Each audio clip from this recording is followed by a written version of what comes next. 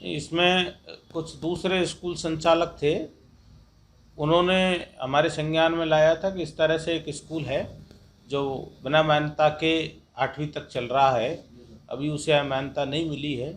जैसे ही उन्होंने बताया, हमने हमारी टीम लगा करके उसका वास्तविक स्थिति क्या है उसकी जांच करवाई।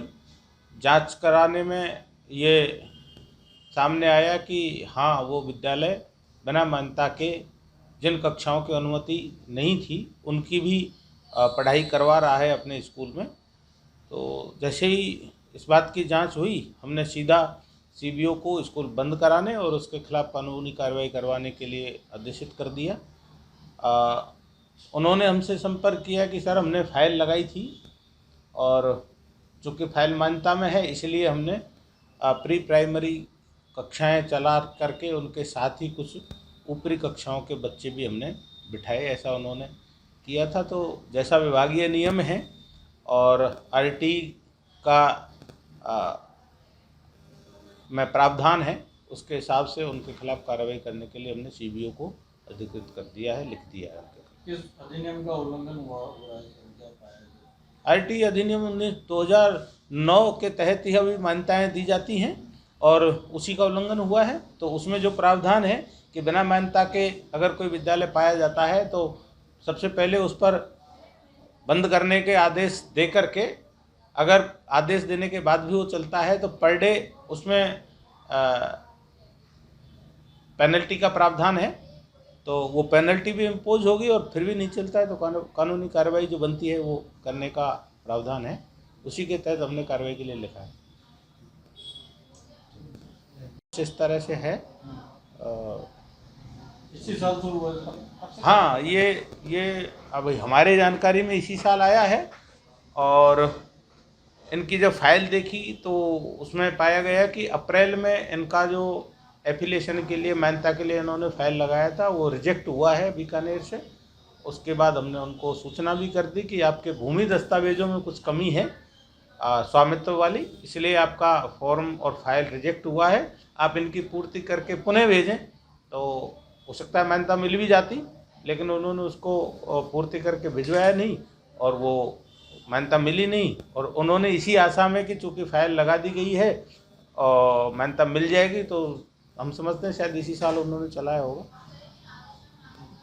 तो क्या उसी स्कूल के अंदर एक ही मेजोरिटी के बच्चे पढ़ते हैं क्या? नहीं, वो डिटेल है, वो विस्तार से हमने जाना नहीं। हमें सिर्फ इतना जानना था कि एक मेजोरिटी के हैं कि नहीं है। स्कूल है, हम उस चश्मे से, उस एंगल से, उस नज़रिए से नहीं देखते कि एक ही कम्युनिटी के हैं, या चूँकि स्कूल है तो नाम कोई भी हो सकता है, सबके लिए वो स्वतंत्र है। माइनॉरिटी का स्कूल नहीं था, माइनॉरिटी की मान्यता नहीं थी। मदरसा तो नहीं है ना सर ये? नो नो, मदरसा नहीं था, स्कूल के लिए ही मान्यता लगाई थी। और हम मदरसे की मान्यता नहीं देते हैं, बोर्ड देता है। हमने जो मान्यता रिजेक्ट किया है वहाँ बीकानेर से होके आया, वो स्कूल की मान्यता का है और स्कूल तो सबके लिए है, वो माइनॉरिटी का है। तो सीबीओ से इसमें रिपोर्ट नहीं है सर, आपके बंद हुआ या नहीं हुआ स्कूल? नहीं, बिल्कुल, उन्होंने कुछ मार्गदर्शन हमें कल मांगा था, उसके लिए हमने वापस से उनको लिख दिया है कि चूँकि आपके जो डायरेक्शन में है कार्रवाई आप ही को करनी है। वो कोई कन्फ्यूज़न था तो वो भी हमने पत्र के माध्यम से उनको दूर कर दिया है। तो आज हम रिपोर्ट लेंगे कि क्या हुआ। लगभग कितने बच्चे होंगे सारे स्कूल में? डिटेल मुझे नहीं पता है कि कितने बच्चे हैं। पहला है कि अगर एक भी बच्चा है बिना मान्यता के अगली कक्षा में चल रहा है और स्कूल इस तरह से चला रहा है तो भी वो अवैधी है। डिपेंड नहीं करता कि बच्चे 500 हैं कि 200 हैं, लगभग 200 के बच्चे उसमें हैं अभी। ये क्या मामला है साहब और क्या आपत्ति है, बताइए आप। देखिए, अल हादिया पब्लिक स्कूल के नाम से कोटा में 4 ब्रांच चल रही है, जो कि छावनी, विज्ञाननगर, काला तालाब, बोरखेड़ा और कैथुन के अंदर है। इसमें लिखा हुआ है an Islamic English medium school, CBSE pattern. और जब हमने इस पे विस्तृत जानकारी ली तो इसमें पता लगा कि इसमें इस्लामिक शिक्षा जो मदरसों में दी जाती है उस प्रकार की शिक्षाएं दी जा रही है। और सीबीएसई पैटर्न के नाम से सीबीएसई पैटर्न लिखकर और पब्लिक स्कूल लिखकर और कहीं ना कहीं अभिभावकों को और आम जन को गुमराह किया जा रहा है। तो इस संदर्भ में शिकायत भी हमारे द्वारा प्रधानमंत्री महोदय को दी गई है कि इसकी विस्तृत जांच कराई जाए। और हमें भी पता लगा कि इसके फाउंडर मौलाना मुफ्ती नदीम है, जिन्होंने बूंदी जिला कलेक्ट्रेट में 2022 जून में हिंसक भाषण दिया था। पुलिस ने उन पर कार्रवाई भी की थी। तो इस प्रकार का हिंसक भाषण देने वाले किन संगठनों से जुड़े हुए हैं, तो इसकी एक विस्तृत गहनता से जांच होनी चाहिए, इसके पीछे क्या क्या है। तो इस संदर्भ में शिकायत दी है और प्रशासन ने भी गंभीरता से लिया है। तो केतुन जो पब्लिक स्कूल है, अल्लादिया पब्लिक स्कूल है, इस पर तो कार्रवाई हुई है। बाकी जो 3 ब्रांच हैं, हमारी ये मांग है कि इनकी भी जांच होनी चाहिए और इन पर भी कार्रवाई होनी चाहिए। माइनॉरिटी के बच्चे पढ़ते हैं या मेजॉरिटी के भी जाते हैं? हमें जहाँ तक ज्ञात हुआ है, माइनॉरिटी के बच्चे इसमें अधिक संख्या में है। जो मुस्लिम बच्चे हैं वो अधिक संख्या में हैं और पब्लिक स्कूल है तो कहीं ना कहीं गुमराह होके हिंदू बच्चे भी जा सकते हैं, क्योंकि अभी देखने में आया है, हमने पूरी जानकारी की है, कोटा के अंदर जितने मदरसे चलते हैं, जो राजस्थान मदरसा बोर्ड से भी पंजीकृत हैं, उन मदरसों में हिंदू बच्चे काफी अधिकतम संख्या में पढ़ रहे हैं।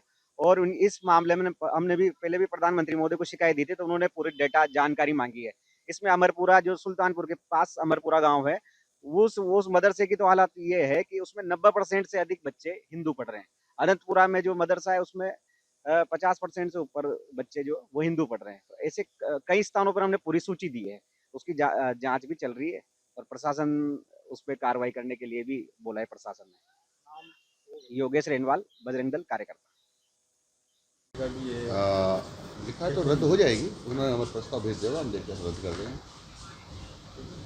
सर बिना मान्यता के चलना कितना अपराध है ये और हम ये सहन नहीं करते हैं।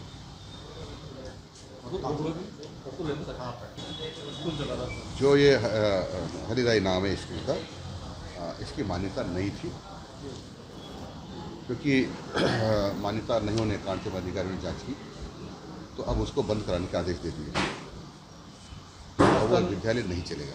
बिना मान्यता का कोई स्कूल, बिना मान्यता के विद्यालय चलाना अपराध है और हम नियमानुसार सख्त कार्रवाई करते हैं।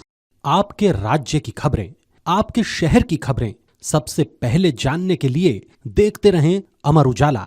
चैनल को सब्सक्राइब जरूर कर लें और पाएं हर अपडेट।